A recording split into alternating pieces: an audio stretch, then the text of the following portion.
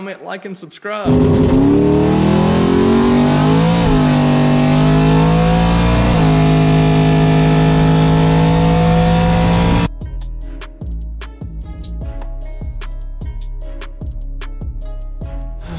What's up, YouTube?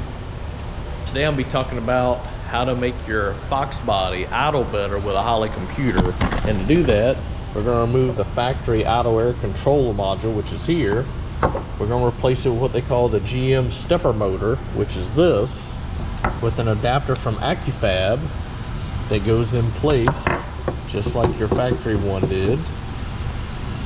This plugs in through here. They give you a new gasket and some hardware to assemble it. And the biggest difference is the connector. You see the connector on here? Now that's a 4-pin, and this one's a 2-pin. Well, you're in luck.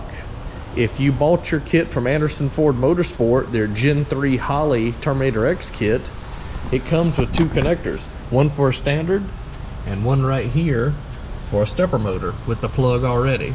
So I've already got the harness I need equipped. I just need to bolt the pieces on, plug it in. Then you go into your tune. You go under the main setup for your idle air controller. You change it from PWM with the Ford to the GM stepper. It's called the LSX, and just click stepper, and that's all you need to do. Should be ready to go, and then you can tweak it from there, but I'll let you know more once I get it up and running. But it should be real easy to assemble this. Again, just put this down here like this. There's a hole here. This drops in. It's got a little O-ring. I'm gonna oil it so it drops in easier. You put the 2 screws in here, and I'm sure you can do it up or down, but I'm gonna do it like this so you can see the Accufab name. This is gonna go in here. I'll turn out this way, and as it's on the throttle body like that, my plug will go into here, and we'll be good to go. So pretty easy to switch it over from this one. Just move the O-ring all the way up on the body, and then you tighten this down like so till it's snug. And I might try to do just a little bit more tightening on it, but that's what it looks like.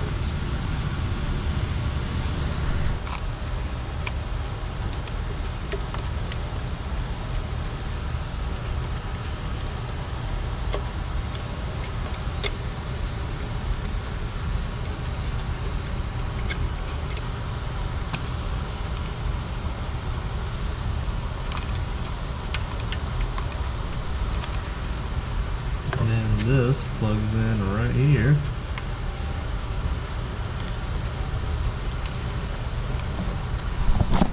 And there's your installation. Nice and clean. Alright, so once you have your car plugged into your laptop, go in here to this icon here for the idle.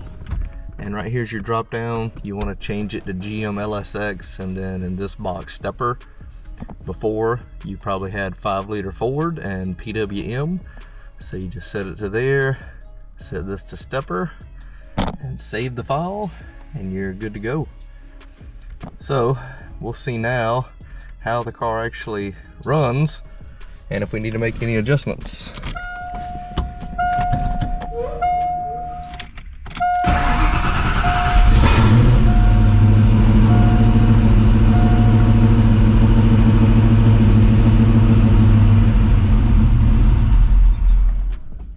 Okay, looks like I need to make some adjustments. Maybe the other thing I can do is this thing is pretty well tuned.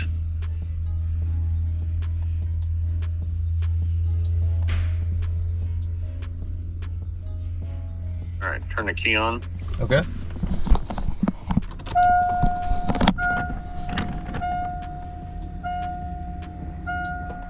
Cycle the key off and then back on again, please. Okay.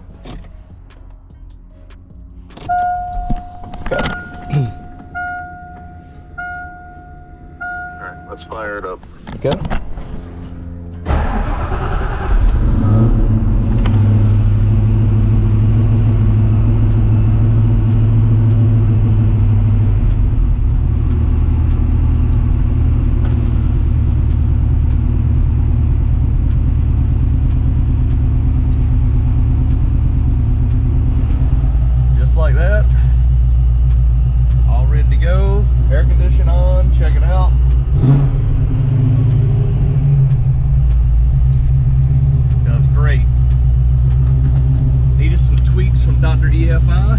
changed a bunch of stuff.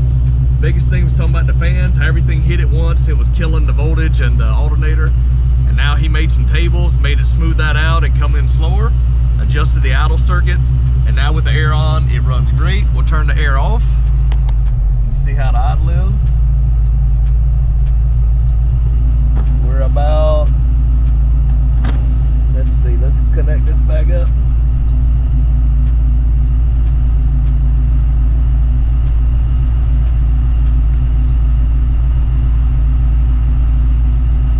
Yep, we're about 850 RPM, somewhere between 8 and 850.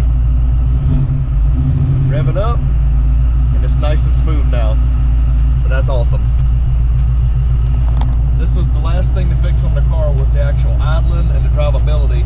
Driving around, it was perfectly fine, but it was just the idle was real sketchy. But thanks to Andrew at Dr. EFI, he's got me all fixed up on a Saturday, no less, in less than 30 minutes.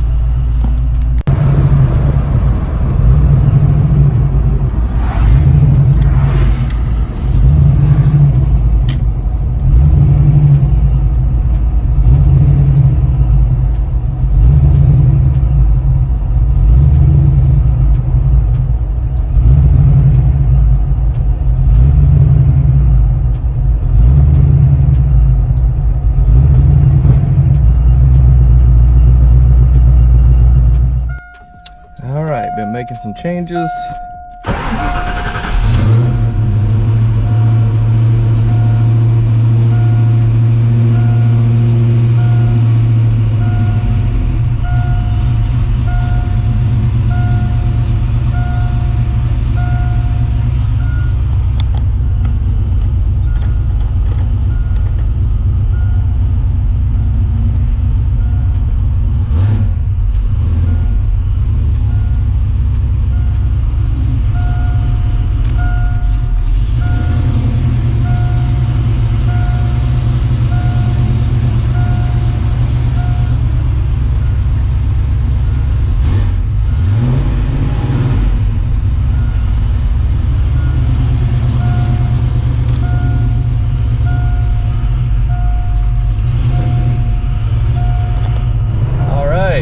Cruising to go get some ethanol.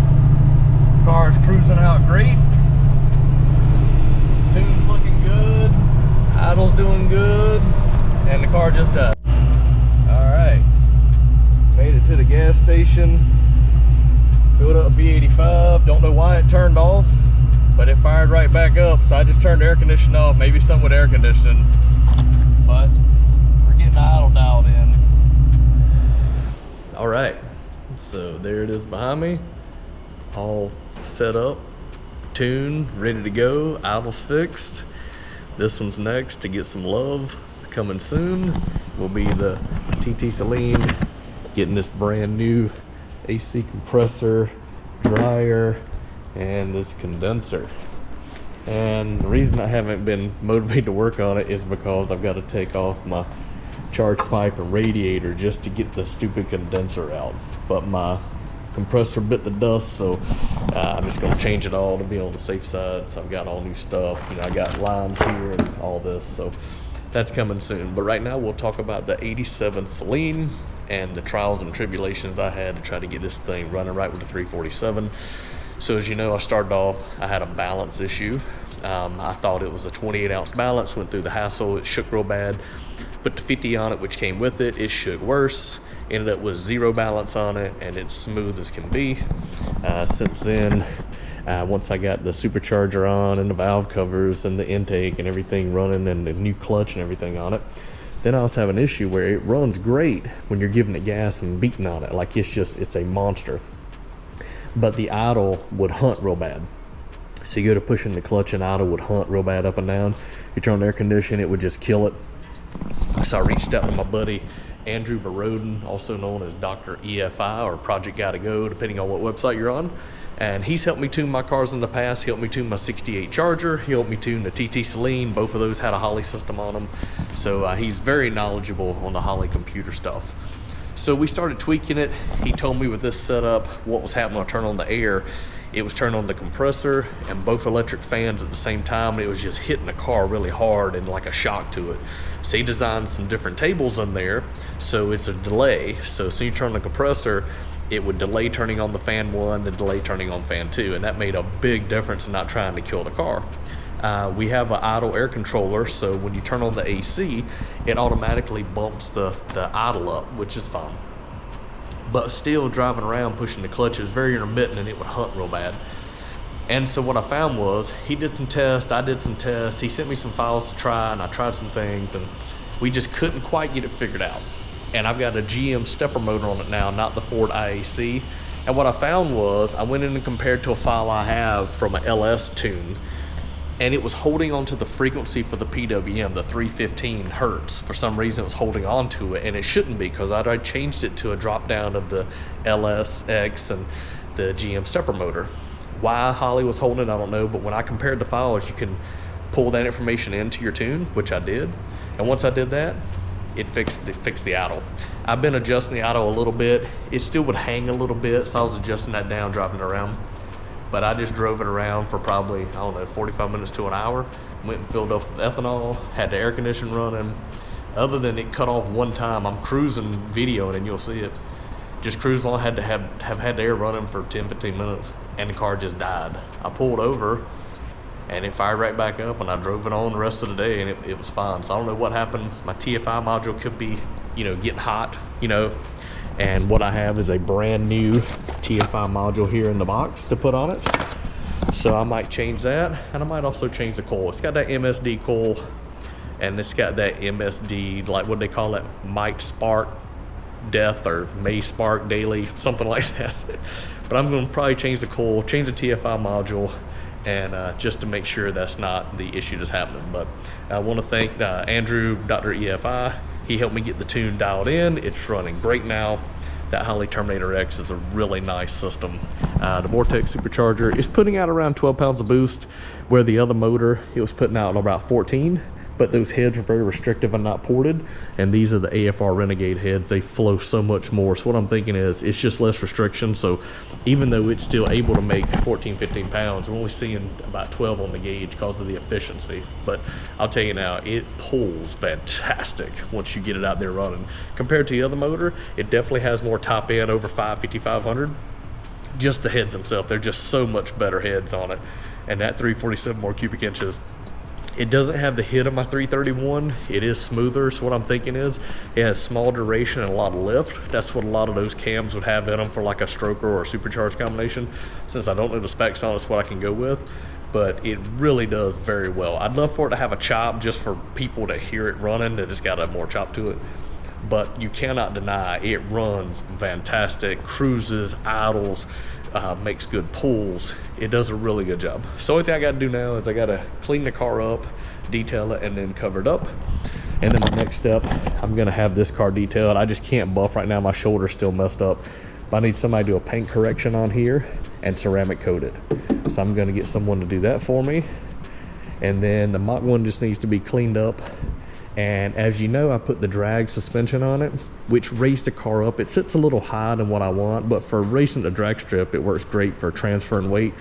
But I would like to lower it. I'm thinking I'd like to lower it about 1 inch in the back and about a 1/2 inch or so in the front, just because it used to sit really low with the H&R Super Sport springs I had on it, and it looked good, but it would bottom out real bad. So I want to compromise between being able to drive it and not bottom out, and something still transfers weight for the drag strip. So these are just projects I'm going to be working on over the winter, just trying to get them done, get the air conditioning fixed on this car. But this car is phenomenal. It needs nothing other than air conditioning fixed. That car has just a few leaks I'd like to fix on it. The clutch that's in it feels like it's about wore out. It released at the very top. So I think I'm gonna pull that out. I've got a McLeod Street Pro clutch I'm gonna put in it that was in this car. So I'm gonna change the clutch, and I have my other transmission getting rebuilt. It's a T5Z or the World Class. I'm probably gonna put that in here as well, just cause it's just nicer stuff. But this car is 48,000 miles, all original, so I don't know if I'm gonna mess with the motor or not. Still contemplating, because I could easily stick this one back together and drop it in there, and that would be a rowdy combination, but it's speed density, so I'd have to change it to mass air.